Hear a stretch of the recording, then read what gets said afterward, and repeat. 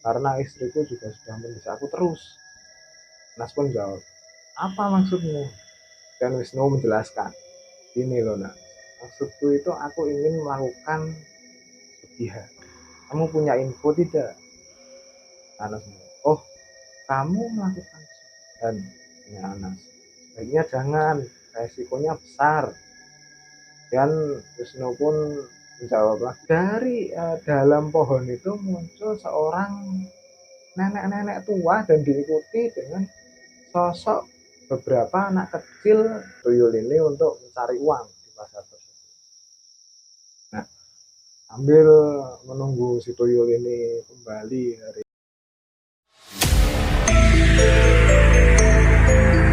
Halo sobat semua, selamat datang kembali di channel Pos Horor. Channel yang membawakan cerita-cerita horor dan cerita-cerita misteri. Untuk kalian mungkin yang baru saja menemukan channel kami di beranda YouTube kalian dan mungkin tertarik dengan cerita-cerita bertema horor dan bertema misteri, mungkin kalian bisa subscribe ke channel kami agar mendapatkan update-update terbaru dari kami. Nah, untuk info kami tayang setiap hari Selasa dan hari Kamis pukul 7 malam. Sebelum masuk ke cerita, saya ingin mengucapkan selamat menunaikan ibadah puasa untuk para umat muslim yang sedang menunaikan ibadah puasa di bulan Ramadan yang suci ini. Semoga puasa kita semua lancar dan diterima. Amin. Oke, sekarang langsung saja masuk ke ceritanya. Cerita kali ini datang dari salah satu subscriber kami. Sebut saja namanya ini Wisnu.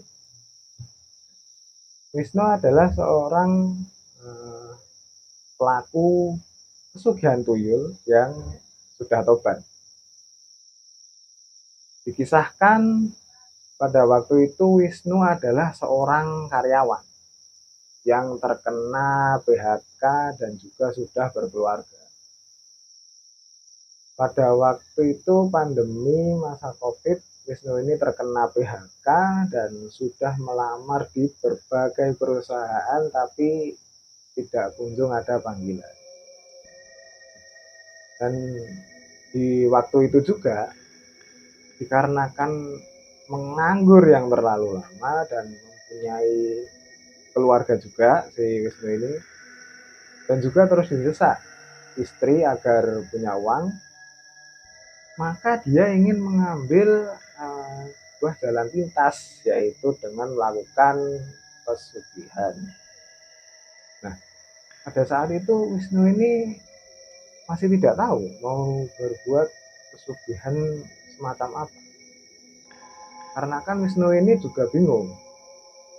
Nah, yang bingung itu terbersitlah pikiran untuk menemui sahabatnya. Ya, sebut saja sahabatnya ini bernama Anas. Segeralah Wisnu ini menghubungi Anas untuk segera bertemu karena ingin membahas pesugihan ini. Si Anas ini bisa dikatakan orang yang paham dengan hal-hal gaib. Setelah Wisnu menghubungi si Anas, maka disepakatilah harinya agar si Wisnu ini bisa bertemu dengan Anas. Setelah itu mereka pun bertemu di rumahnya Anas. Wisnu mengetuk pintu rumah Anas. Beberapa saat Anas pun membuka pintu dan Anas mempersilahkan Wisnu untuk masuk ke rumah. Singkat cerita mereka mengobrol basa-basi dan saling menanyakan kabar hari malam. Setelah ngobrol-ngobrol itu Wisnu ini pun menjelaskan kepada si Anas, Nas, kau dengar kamu tahu hal-hal gaib ya? Kata si Wisnu. Dan si Anas pun menjawab, ah tidak juga, hanya mengerti sedikit saja. Kemudian si Wisnu mengutarakan maksudnya. Gini Nas, kan aku ini sedang kesusahan, sudah mengirim lamaran kerja ke berbagai perusahaan tapi tidak kunjung ada panggilan. Sedangkan aku ini kan sudah berkeluarga.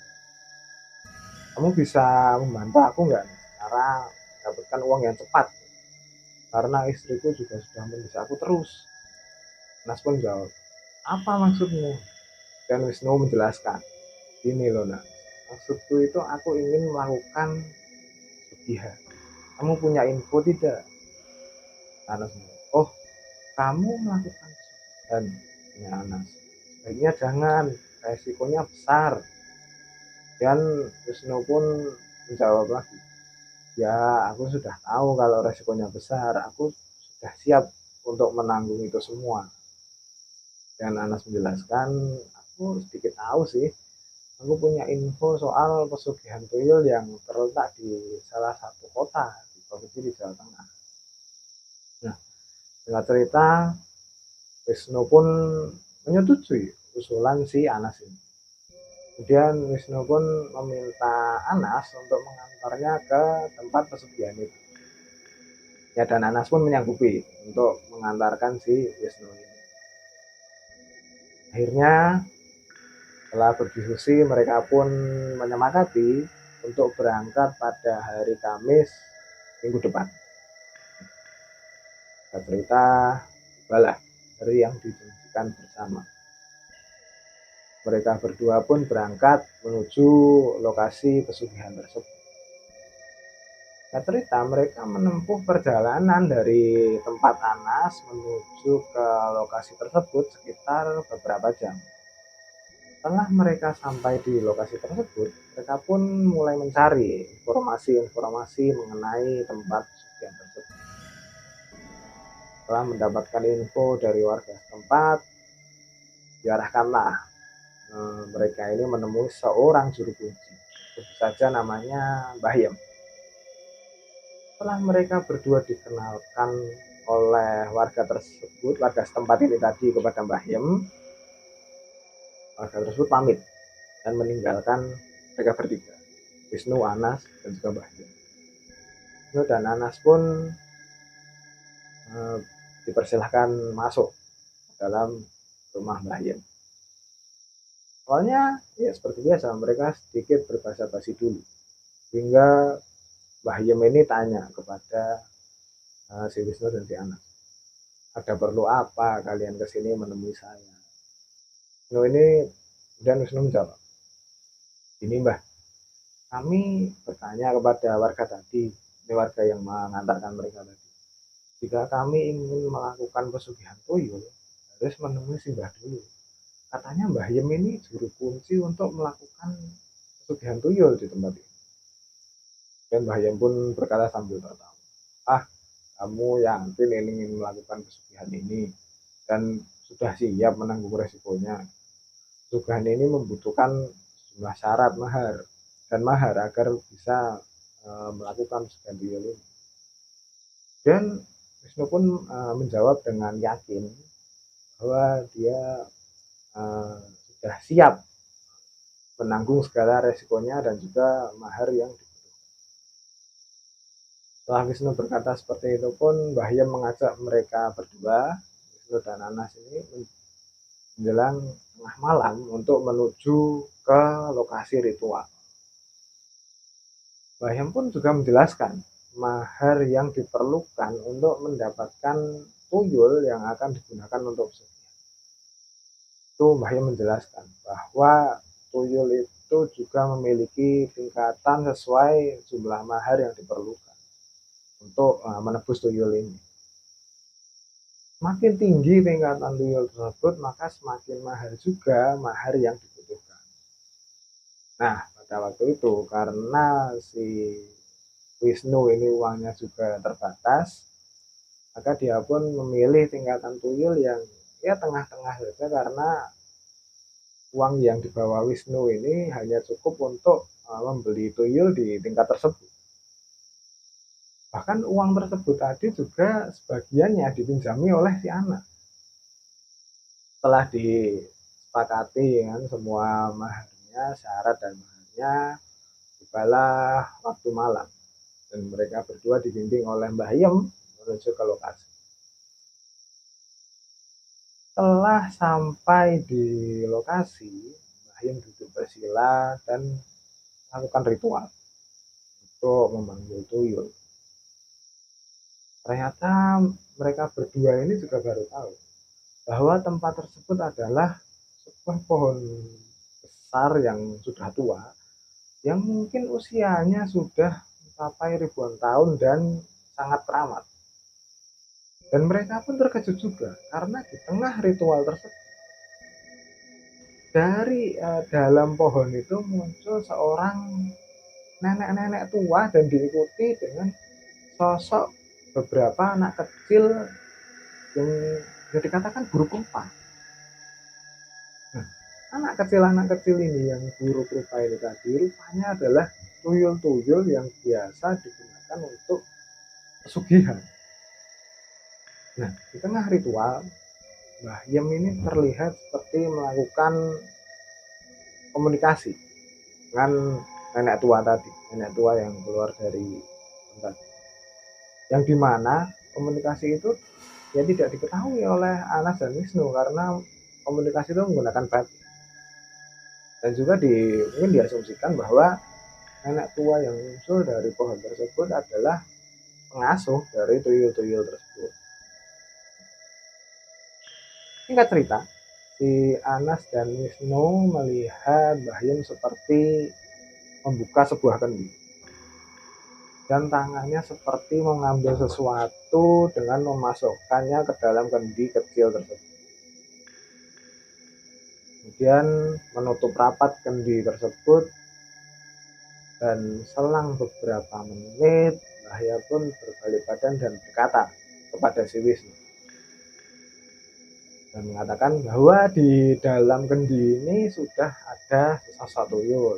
Dan disitu pun Mbah Yem menjelaskan juga bahwa nanti setelah Wisnu ini sampai rumah, Wisnu harus menyiapkan sebuah ruang gelap yang digunakan untuk ruangan khusus untuk tuyul tersebut.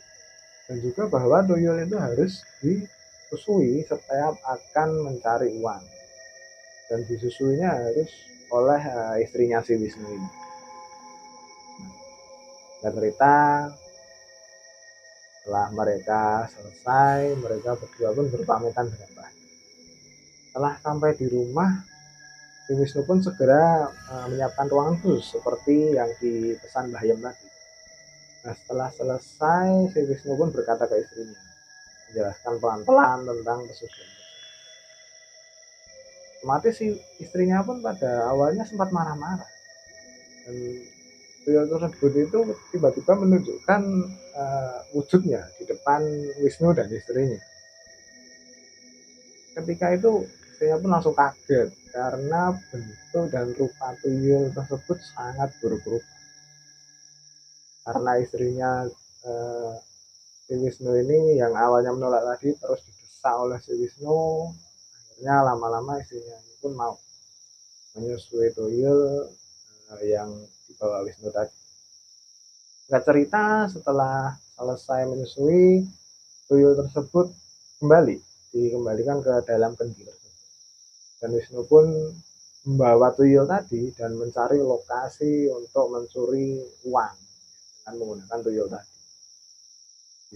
Di situ Wisnu dengan pintarnya tidak mau mencuri uang di lingkungan sekitar rumahnya. Jadi dia mencari tempat yang jauh dari rumahnya agar tidak dicurigai oleh tetangga-tetangga di dekat rumahnya. Wisnu pun pergi jauh ke tengah kota. Hingga tibalah dia di sebuah pasar yang cukup ramai. Kemudian si Wisnu pun mencari lokasi yang sepi dan gelap untuk membuka kendinya. Setelah dibuka dari kendi tadi, keluar seperti angin dari kendi tadi, maka setelah itu keluar sesosok tuyul. Dan tuyul itu pun menampakkan sosoknya di depan Wisnu. Di situ Wisnu memerintahkan si tuyul ini untuk mencari uang di pasar tersebut. Nah, sambil menunggu si tuyul ini kembali dari melakukan aksinya, si Wisnu ini menunggu ya sambil merokok, sambil santai. Nah, singkat waktu, tuyul ini pun kembali dalam kendi tersebut dan Wisnu pun langsung bergegas pulang. Setelah sampai di rumah, Wisnu pun masuk ke dalam ruangan gelap tadi, ruangan yang sudah disiapkan. Dan Wisnu pun menaruh kendi tersebut di atas sebuah kotak hitam. Nah, setelah ditaruh, Wisnu pun membuka kendi tadi. Selang beberapa detik, kotak yang berada di bawah kendi tersebut bergetar. Wisnu pun otomatis terkejut dan kaget. Apa kotak ini bergetar sendiri?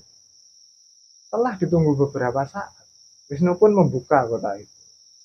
Setelah kotak hitam tadi dibuka, ternyata di dalamnya itu berisi sejumlah uang yang tadi dicuri oleh tuyul. Dan setelah dihitung-hitung ternyata jumlahnya pun ya lumayan banyak. Setelah itu si Wisnu pun memanggil istrinya untuk memberitahu bahwa hasil dari tuyul tadi lumayan banyak. Meskipun karena melihat hasil tadi, istrinya yang awalnya menolak ogah-ogahan jadi kelihatan senang. Karena hasil uangnya pun banyak sekali. Di situ istri si Wisnu jadi semakin semangat untuk menyusui tuyulnya yang akan melakukan aksi mencuri uang. Setelah beberapa waktu melakukan aksinya tersebut, mulailah si istrinya Wisnu ini tiba-tiba sakit-sakitan.